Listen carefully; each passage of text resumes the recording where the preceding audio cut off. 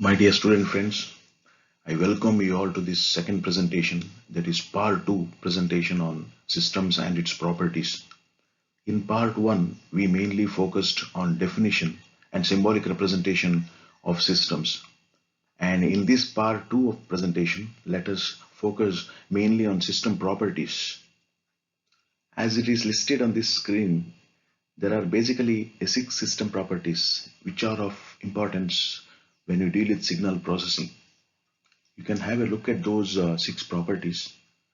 That is, to begin with the linearity property. Accordingly, we classify systems either as linear systems or non-linear systems. And second in the line is time invariance property, which makes a system either time invariant or time variant. Next is memory. Some systems possess memory, some systems are memoryless. Another important property is causality. That is, systems can be causal or some system can be non-causal. So the next very important property is stability. You can have a stable system or an unstable system. And the last property, which is not so important but sometimes is useful, is what is called as invertibility. That is, a system can be invertible or they can be non-invertible. Let us have a look at these properties in little bit detail so that later we can start applying on these properties on problem solutions. That is, given a system, you will be asked to identify any one or two or all of the properties, then how to deal with, how to apply the formulas to, because our main aim is to solve problems. As you know, in signals and systems, the majority portion is devoted to problem analysis. But before we start problem solutions on system properties, you should know what the systems are and how to identify in a given problem these properties. Let us move to the next slide where we'll start explaining in detail about each of the properties. So first and the foremost property is linearity. A system is said to be linear if it obeys the principle of superposition. Okay, now what is the meaning of linearity, a linear property or a linear system? To begin with, we expect all system to be linear so that the system can be handled and a signal can be processed with ease, without a difficulty. So most expected property of a system is linearity property. Now, what is linearity property? I can say that any system that obeys the principle of superposition uh, should have a linear property. What is that principle of superposition? How to define and how to identify? I think you have studied this superposition theorem in network analysis when you were studying in the third semester. The same principle is again applied here. You can see the is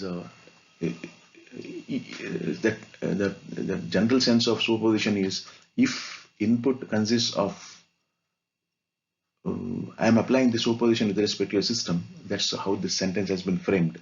If an input consists of weighted sum of several signals, then output is a weighted sum of responses of the system to each of those signals. That is, we deal normally with multi-input systems. As we see in the first presentation, we represent normally system in this form, that is in the block diagram form. Also, we can use the expression, general expression, where we use the letter H to represent a system. So let us use the same representation, that is both expression as well as block diagram, to understand what this principle of superposition or property of linearity is. Okay, now to say in a general term, suppose a system has input x1, so corresponding output is y1. Now if another signal if you apply to the same system x2, then let the output be y2. Now if we apply the input together, that is x1 plus x2, then if the system provides output y1 plus y2, then that system is linear. So this input combination may extend to any number of signals. So that's what this actually means. If an input consists of weighted sum of several inputs, input is weighted sum of several inputs. Weighted means the gain modified or scaled signals being added. then the output is a weighted sum of responses of each of the system to each of those signals. I'm sorry.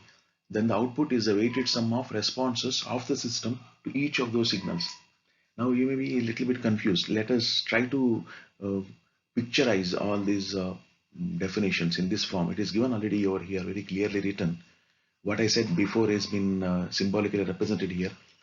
Suppose in a system H, if the input is x1, then the corresponding output is y1. Then if the same system has input x2 and the corresponding output is y2, and the signals act independently, these are the outputs. Now, if for the same system, if I apply the sum of the signals, that is x1 plus x2, if I apply, then if the system output is y1 plus y2, then this system H is definitely a linear system. Otherwise, it is non-linear. So same has been explained here using the block diagram symbolically. You can see x1 leads to y1 output, x2 leads to y2 output. If I add the two, then present the input, then output should be y1 plus y2. That is sum of the responses of the system for each of the signals, sum of the two responses. Then the system H is linear. Otherwise, this is non-linear. Now I can extend this input sum to even more signals, x1 plus x2 plus x3 plus x4 plus xn. Then system should have the output y1 plus y2 plus y3 plus so on to yn to qualify that system as a linear system. Now let us study in even more detail, because there is one more property hidden, that is the property of homogeneity. Now more clearly, a system can be linear if it obeys both the properties, that is superposition property as well as homogeneity property. Let us see what it is in the next slide. So here same thing has been rewritten.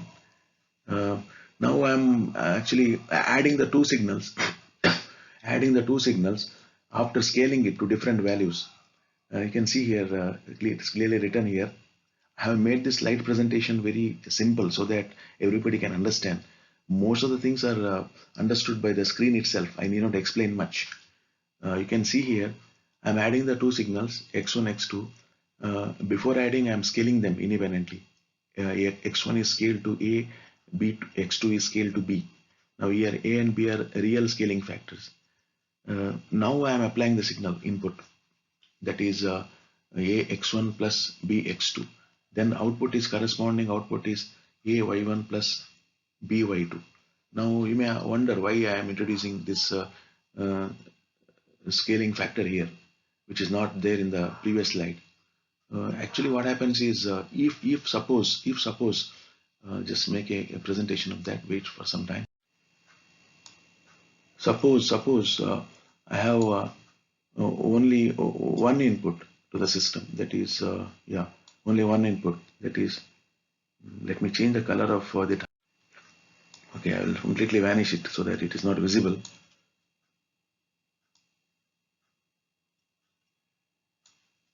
I'll just vanish this also. Okay, if there is only one input x1, then the output is y1. Now suppose I scale the input with that one input is scaled. Its amplitude is increased. Suppose I'm multiplying by 10. A is a real number, so I'm increasing the amplitude of x1 by 10. Then for a linear system, output also should amplify to the same extent. If I scale the input, then output should be scaled in the same proportion. This is also one of the conditions for linearity. If I scale it down, then output should go down. Whatever scaling factor, whatever slope I am changing in x1, the same effect should happen in y1 also. This property is called as homogeneity. And apart from that, if I add another signal with scaled, that is, if I add another signal x2, which is scaled to different value b, then its corresponding output is y2 with a similar scaling factor b1. So that means in this particular definition, I'm involving not only superposition but also another property called homogeneity. HOMOGENEITY. I forgot to include that word in this slide. I'm sorry. You can just take the spelling once again. That property is called as homogeneity. That is scaling property. Even scaling property should be satisfied. Homogeneity. You can take the spelling one more time. HOMOGENEITY. homogeneity, homogeneity.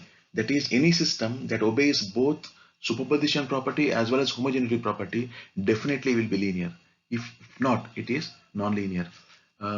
More understanding of this property you will get when I'm going to solve the problem in the next class. I think again I will explain all these things I did here in that class also. So I think things will be more clear to you.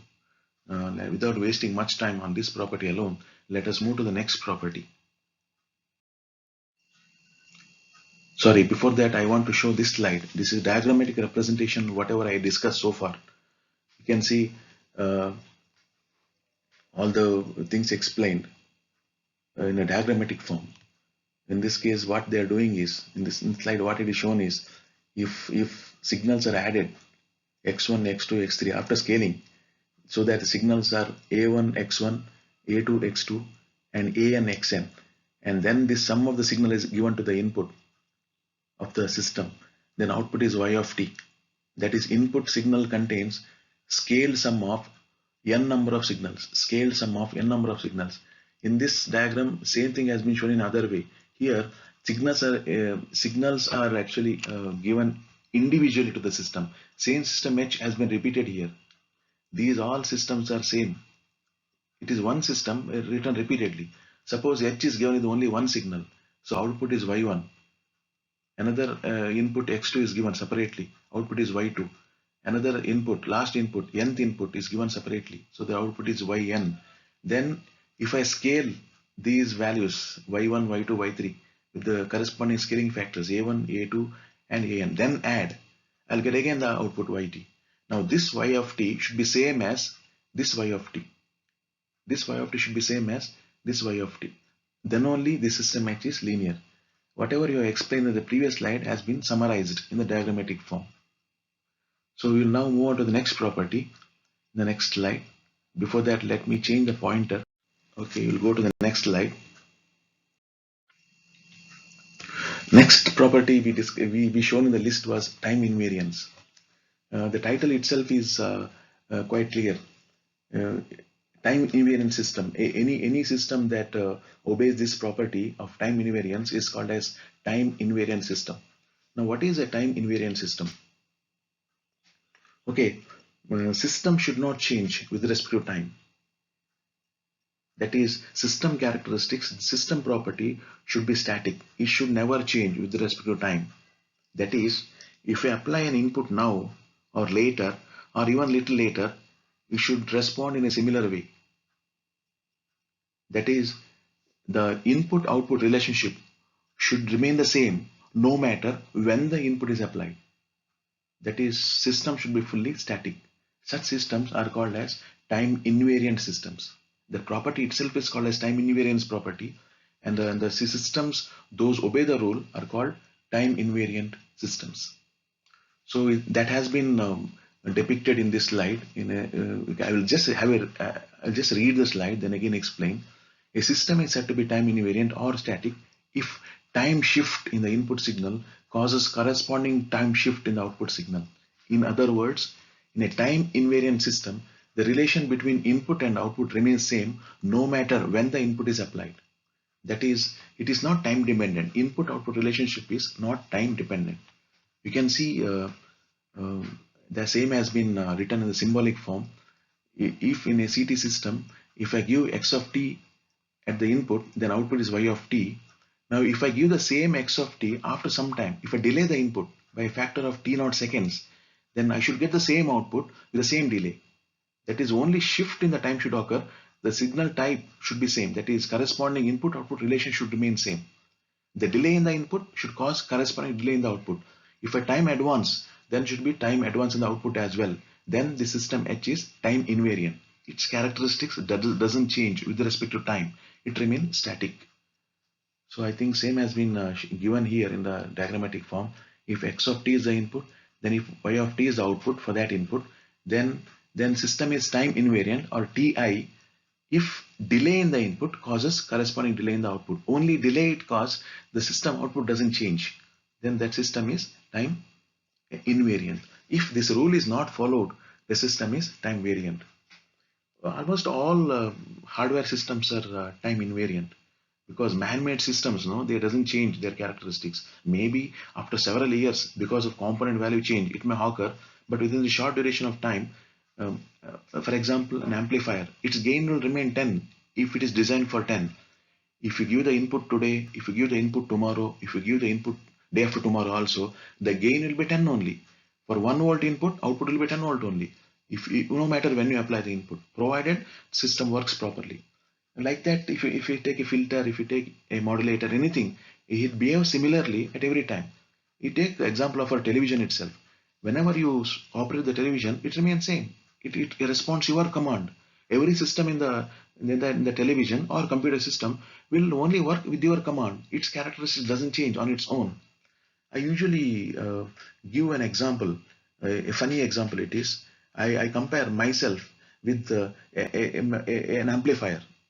With an amplifier. See, I am a system. I am a human being. I'll consider me as a system. I used to say this example. I have said this example in your class also when I was discussing this when we last met. Suppose I am a system. Input is you're slapping me. You're slapping me at my cheek, and output is I'm responding. What I respond, no, that is output signal. Input is you slap me. That is the input. Suppose now if you slap me, suddenly if you slap me, I may be surprised. I may keep quiet. I may stare at you.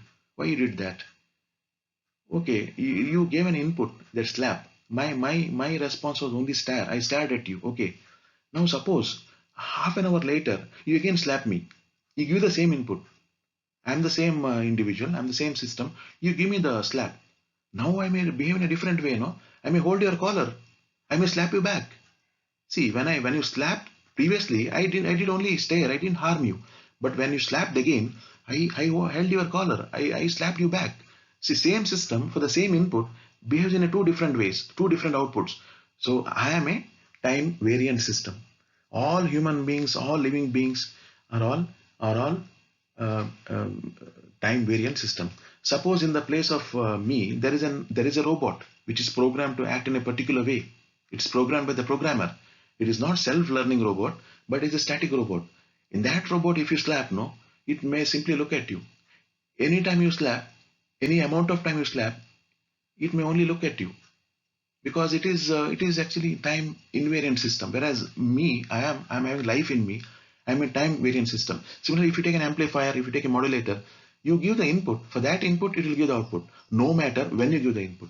So I think this example will make you the concept very clear. That is, every system is expected to be time invariant, TI.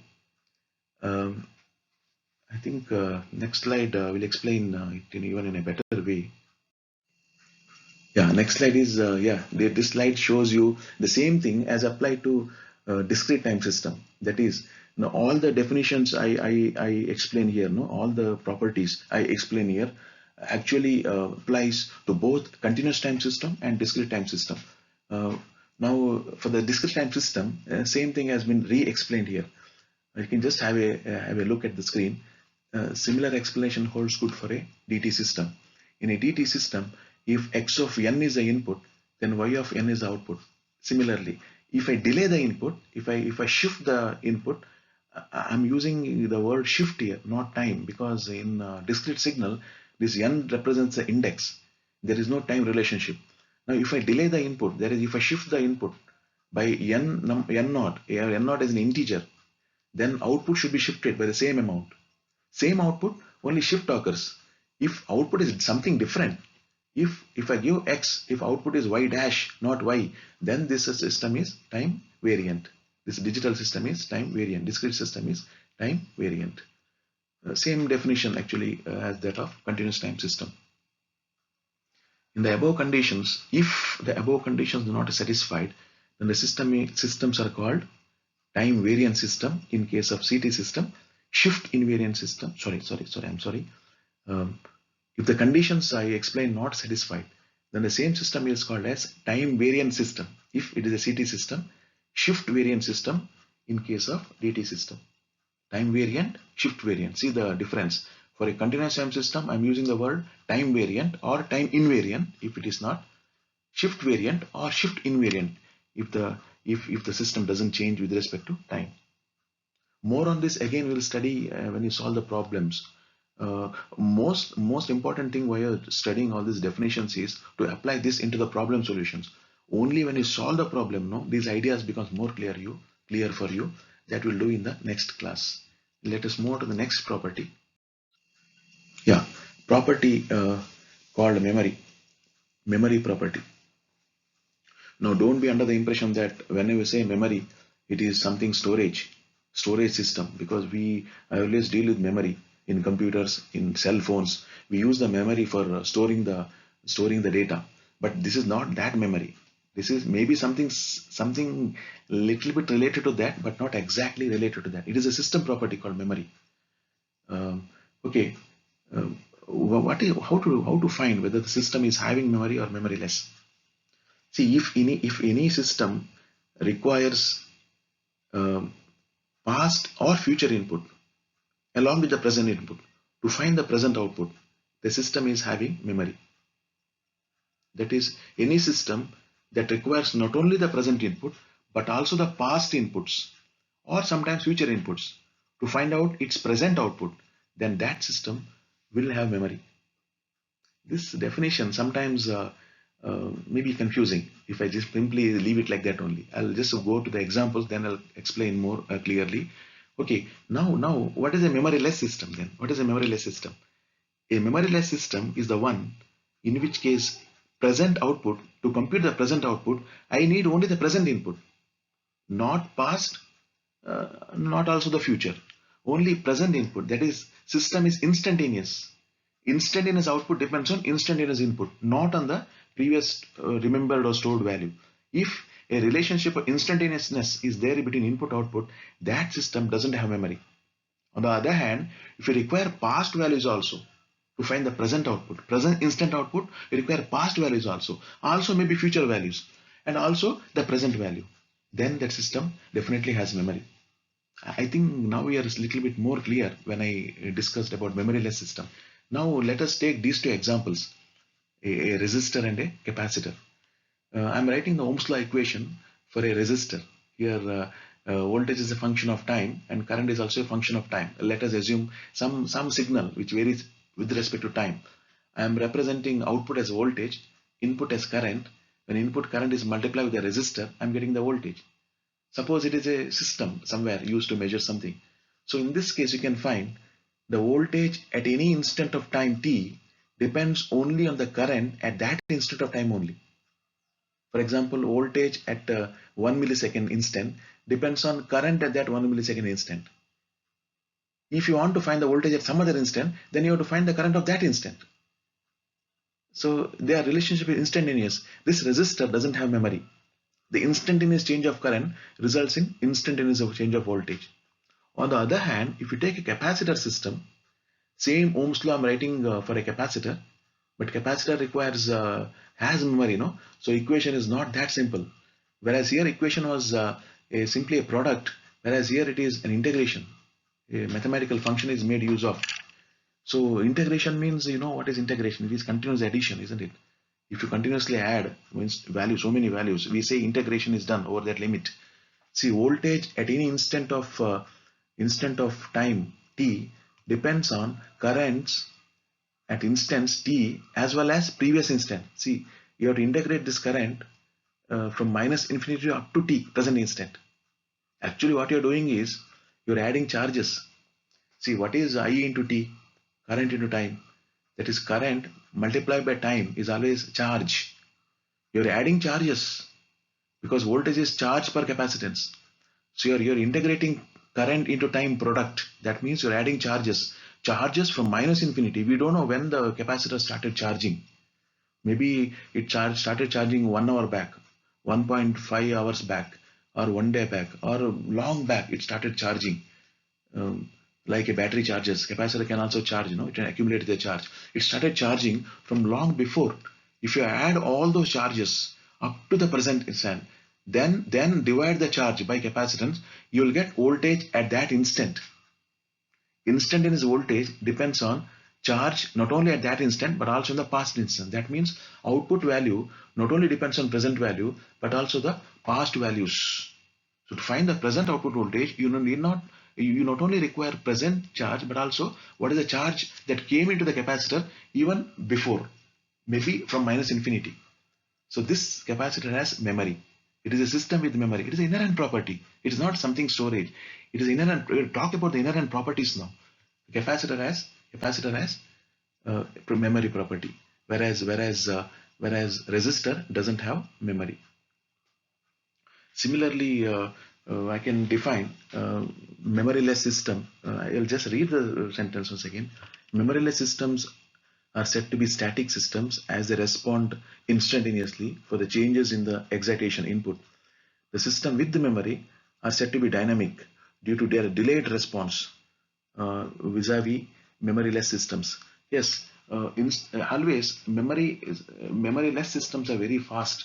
They react instantaneously, whereas system with the memory, they are a bit slow because a processing has to take place. No, they to find the present value, you have to compute the past values also. You require past values also, so it requires more time to give the output. So therefore we say memoryless systems are static and system with memory are dynamic in nature. Now similar explanation holds good for DT system, that is for a discrete system also the same explanation holds good. Now again we are seeing the examples. As you see, examples for continuous time system, examples for discrete system. See, y of n is equal to a into x of n. So it is something, I think, a scaling operation. For example, you are scaling all the values of signal x of n with the constant a, something like amplification. So you can see present value of output depends only on the present value of input. For example, if you want to find the value of y at n is equal to 0, you should know what is the value of x at n is equal to 0 only, not the past values.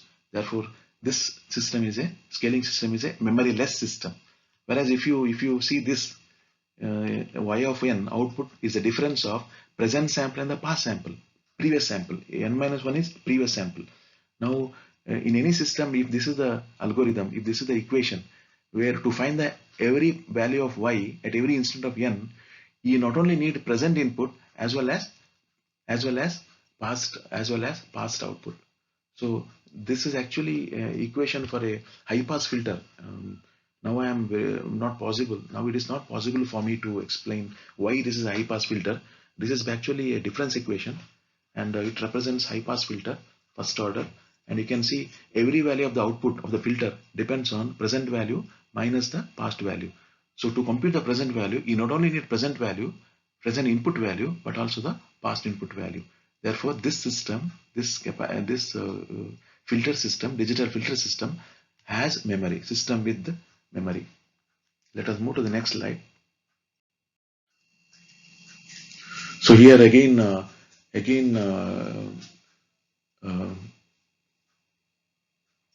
we have shown different examples, system with the memory and without memory, both in continuous time case and discrete time case. Yeah, inductor is depends. See, inductor current is nothing but 1 by L into integration of inductor voltage, instantaneous voltage. Integration once again, because every integration has memory, as you already know. To find the present value of current, you should integrate the voltage multiplied by time from minus infinity to present time t. That means you need previous values.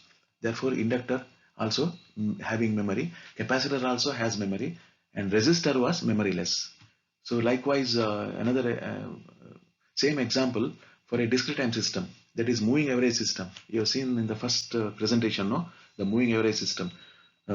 This is actually a low pass filter. It will simply pass the low pass components and block the high pass components. Once again, I'll explain why it is low pass filter maybe in future discussion. Now in this particular equation, you can see to find the present value of y, you need present value of input and past to past, two previous values of the input. You have to add them, then take the average of that. That is the present value of the output. That is, if I put n is equal to 0 here, then it's x of 0, x of minus 1, x of minus 2. X of minus 1 and x of minus 2 are past values. And of x of n is present value. Now for a memoryless system, the best example is again given here, one in a continuous time case, another in the discrete time case. In the continuous time case, once again resistor example only they are taking.